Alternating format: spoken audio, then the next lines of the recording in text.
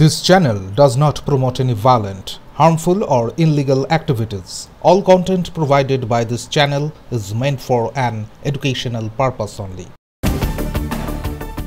অক্ষয় তৃতীয়া ও জগন্নাথ দেবের চন্দন যাত্রা উপলক্ষে শান্তিপুরে আজ এক বিশেষ প্রভাত ফেরির আয়োজন করা হয়। দীঘায় জগন্নাথ মন্দিরের শুভ উদ্বোধনের দিনে মহাপ্রভুর জেলাবাসীর উৎসাহ ছিল চোখে পড়ার মতো।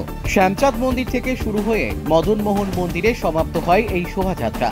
বলরাম, সুভদ্রা ও জগন্নাথ দেবের প্রতিমা নিয়ে শতাধিক ভক্ত পথে হাঁটেন। মহিলারা প্রদীপের ডালি নিয়ে অংশ নেন, আর ঢোল, করতাল ও নাম সংকীর্তনে মুখর হয়ে ওঠে শান্তিপুর।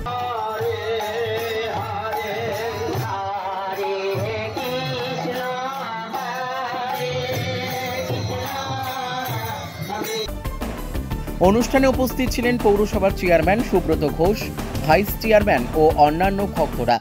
শ্যামচাঁদ মন্দিরের দায়িত্বপ্রাপ্ত অলোক দাস জানান, আজকের বিশেষ দিনে জগন্নাথ দেবকে চন্দন দিয়ে সেবা প্রদান করা হবে। দীঘার মন্দির উদ্বোধনের আগে শান্তিপুর জগন্নাথ ভক্তিতে মেতে ওঠে। মাননীয় মুখ্যমন্ত্রী আজকে আপনারা জানেন আমাদের পশ্চিমবঙ্গের মধ্যে সত্যি এটা আমাদের একটা স্বপ্ন ছিল। দীর্ঘদিনের জগন্নাথ মন্দির, আমাদের আগে জগন্নাথ মন্দির দর্শন করতে গেলে আমাদের উড়িষ্যা শহরে যেতে হতো। মাননীয় মুখ্যমন্ত্রী সত্যিই একটা অভূতপূর্ব তিনি চিন্তা ভাবনা করেছেন। আজকে সমস্ত ধর্মের মানুষকে নিয়ে যে তিনি ঐক্যবদ্ধ হয়ে একসঙ্গে আমাদের পশ্চিমবঙ্গের যে দিশা তিনি দেখাচ্ছেন। আজকে বিগত দিনে বহু মুখ্যমন্ত্রী ছিলেন, তারা কিন্তু এই ধরনের চিন্তাভাবনা তাদের মাথায় আসেনি। আজকে সত্যি জগন্নাথ ভগবানের কাছে আমরা আশীর্বাদ চাইব, সকলের যেন তিনি মঙ্গল করেন, পশ্চিমবঙ্গের মানুষের মঙ্গল করেন।